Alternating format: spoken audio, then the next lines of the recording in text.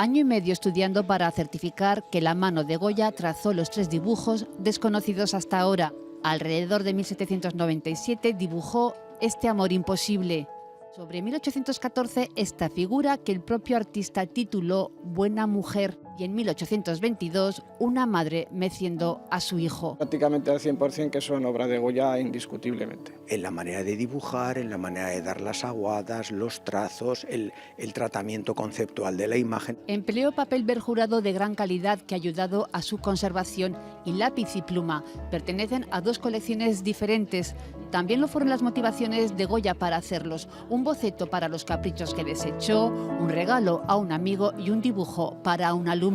Y los 3 se han mostrado hoy en unas jornadas de la Universidad de Zaragoza. Es un día especial, un día que va a quedar, al menos en la historia reciente, en la historia sobre Goya, como un día relevante. Se ha presentado también este retrato, no es inédito, pero se le perdió la pista en 1912, tanto que había dejado de aparecer en los catálogos. Es la marquesa de San Andrés de Parma y Goya la pintó en 1790.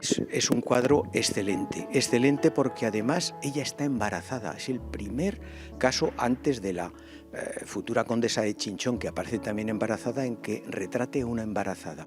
Aunque están en manos privadas, gracias a ellos conocemos un poco más a Goya. De momento, solo este sale a subasta.